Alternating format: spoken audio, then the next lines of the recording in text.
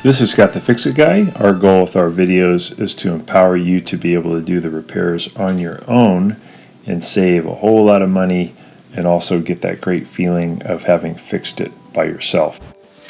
Today we'll be figuring out why this Fridgidaire gas dryer won't heat. There's a couple things you can check and some replacement parts, but they're pretty cheap. And this is a pretty easy procedure. So this is what the Fridgidaire Gallery gas dryer looks like. Sometimes it's under the badge of GE, but they're actually the same dryer. So we're going to make sure it's unplugged. We're going to use a paint scraper to push in on these two clips, and then the top just hinges up. Hopefully you have enough room where you can just hinge it back. And next we want to remove the front panel. So we're going to disconnect this electrical connector here. This is bringing power to the front panel. And we're going to get in here with a Phillips head screwdriver and remove two Phillips head screws. They're down about 3 inches from the top on the right and left hand side on the inside. So remove those two screws, and then you should be able to grab the front panel and pull it towards you. It is being held in by a couple little spring clamps, so you have to give it a pretty big yank. It'll come out from the top and hinge towards you, and then you can lift off the bottom clips to get the front panel up and out of the way. So I'm pulling it toward me, came loose. I'm going to lift it up a little bit to get it off the bottom clips, and then I'll just get that off to the side. Next I want to remove the tumbler, and to do that I have to reach in on the right side and left side, and I'm going to grab the idler wheel and move it to the side a little bit to take pressure off of the belt. And then I can pull it off of the smaller motor pulley. Now that the belt's off, I can push up from underneath the tumbler to get it to release from the rear bearing. I have to push up pretty hard. And once I've done that, I can pull the tumbler out toward me. Just be careful, because if it's up stacked, it's pretty heavy, and you got to make sure you support it well. So it's just being held in by a little plastic cup in the back, and you pushing it up releases that cup and you can pull it out. So I'm checking the igniter here. This is one of the common reasons that you won't get heat. The igniter fails, but when I do this continuity reading, I am getting continuity, which means that the igniter probably is still okay. As long as the electrons can flow through, that's good.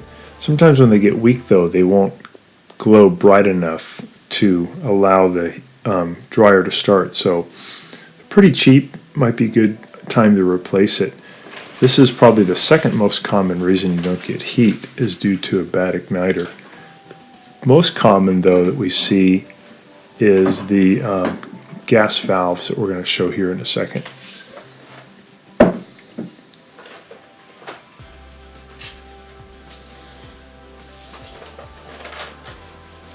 So the gas valves are pretty easy to replace. We just pulled off their modular connectors. We took out two Phillips head screws.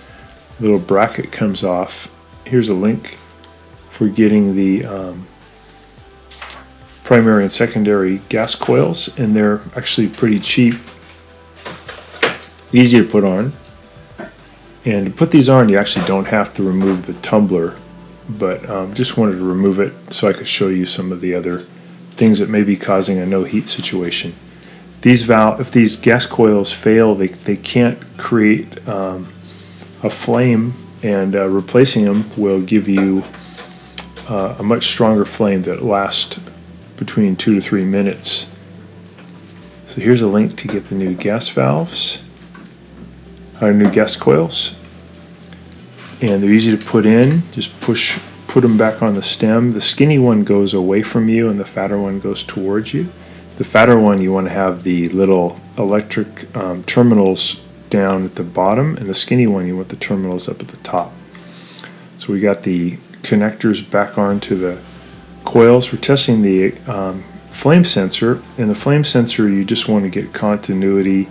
If you get no continuity, then it'd be good to replace. These are very seldomly the cause of a no heat situation. It can cause it, but more than likely it's either the igniter or it's the primary and secondary gas coils. So I'm also checking back here. This is the high limit. If it gets too hot, this can blow, and that can also cause a no heat. This is the thermostat, which hardly ever causes a no heat situation, but this one can, is what the high limit looks like. Kind of expensive, so you want to check all these things, and you do need a multi-tester to make sure you can test for continuity to really get an accurate result. So those are the gas coils.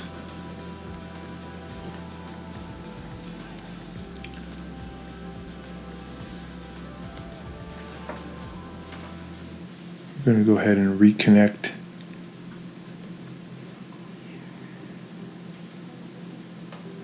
or just show you how you can remove the igniter too. On this model, there's no screw to remove. You just actually grab the spring clip and you're going to pull it towards you and the igniter comes right off. Really easy. On other models, you have to remove one screw to get it out. So we got the new igniter in position. We're going to push the spring clamp back in. I'm going to pull the top of it toward me until it clicks. And then I'll go ahead and just reconnect its wires, its modular connector. And what I found out with this model, that everything checked out fine except for the primary and secondary gas coils. So that's really what solved our no heat problem. So we're putting the tumbler back in. We're going to push it into the unit and then going to get it all the way to the back. And we're going to lift it a little bit in the back so it can sit down into that plastic cup. Then I want to confirm that it's in the plastic cup by turning it a little bit to make sure that it can pivot on that rear bearing. So it looks good.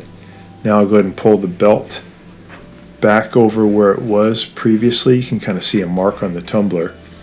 And then I'll reach in on the right and left hand side here underneath, and I'm going to pull the idler wheel to the side so that I can then fold the belt over it and then get the belt to loop over the smaller wheel, which is for the motor pulley.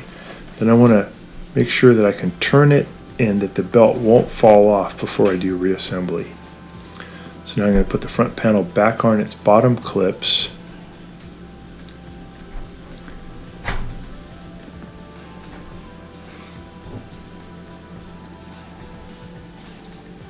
And then I'm going to get up high so I can see what I'm doing. Bring my Phillips screwdriver with me.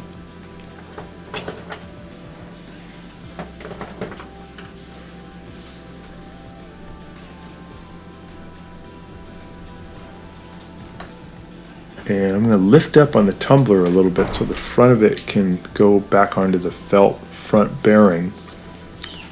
And then I'll push in the front panel so the clips lock in.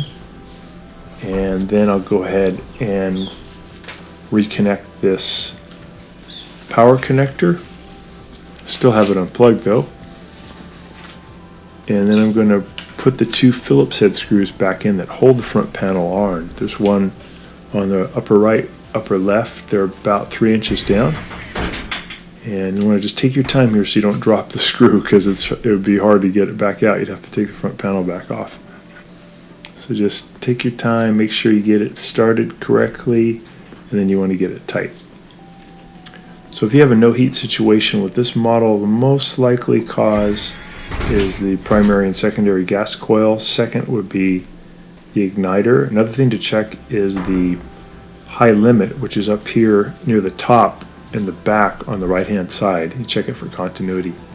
So this started to back up, heated up really good, and that did solve the problem. Got this running good again. These are great dryers, last a long time. So hope this has helped you and gets your dryer going again too. So thanks so much for watching, and please subscribe to our channel when you get a chance, and we'll send you some more videos. Thanks again.